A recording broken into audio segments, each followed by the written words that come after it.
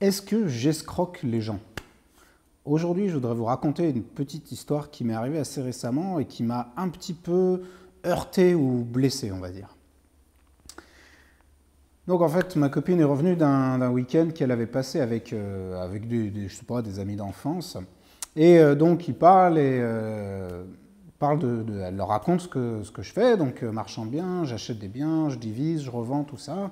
Et je fais un bénéfice au passage. Et ce sur quoi, en fait, ses amis lui ont dit ah ouais, mais en fait, du coup, ton copain, il escroque les gens.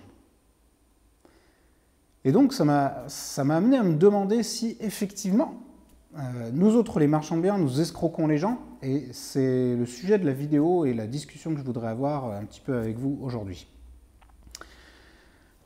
Alors, il y a vraiment un truc qu'il faut comprendre, c'est une différence de mentalité.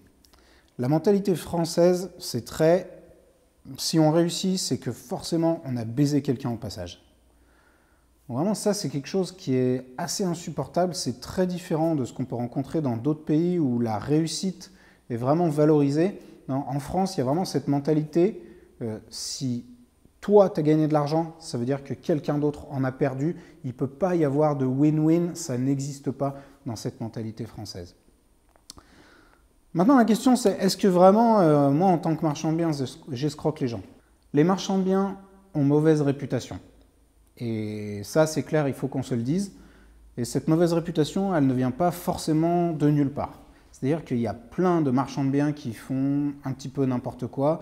Toutes les semaines, quand je vais visiter des biens, j'entends au moins un ou deux agents immobiliers qui me disent « Ah ouais, mais on a déjà travaillé avec tel marchand de biens, il a fait n'importe quoi, donc maintenant on essaye de plus travailler avec les marchands. » Ou alors on rencontre des particuliers qui ne veulent plus travailler non plus avec des professionnels parce que ils ont rencontré un autre marchand de biens qui leur a fait perdre 6 mois ou qui a raconté n'importe quoi. Donc il y a une mauvaise réputation qui existe, on ne va pas se le cacher, et elle ne vient pas de nulle part.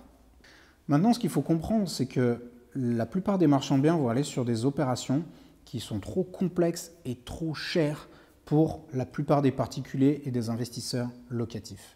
Alors, la plupart des gens, ce qu'ils vont rechercher, c'est leur résidence principale ou un investissement locatif relativement simple, une division d'appartements, une colocation, de la mise en location courte durée, des choses comme ça. Mais dès qu'il faut commencer à faire de la découpe foncière, de la découpe d'immeubles, quand on commence à aller sur des projets qui sont relativement chers, ça demande un savoir-faire que seuls les marchands de biens peuvent réunir. Maintenant, il y a ou les particuliers investisseurs locatifs ou les promoteurs d'un autre côté.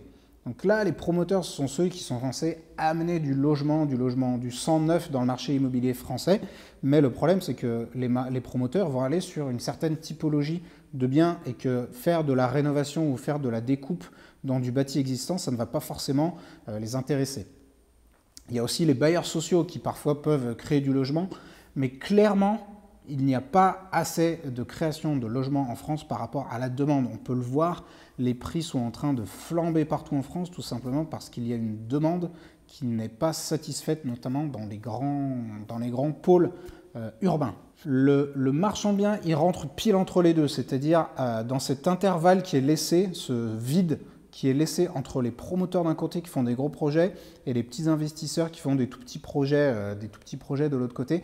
Et le marchand de biens a un vrai rôle social de création de logements. Moi, depuis que je suis devenu marchand de biens avec mon frère, on a mis sur le marché des dizaines d'appartements, de terrains qui n'auraient tout simplement pas vu le jour sans notre intervention. Et je peux vous garantir que tous les célibataires, les jeunes couples et autres qui ont trouvé un logement grâce à nous sont très très loin de penser que nous escroquons les gens.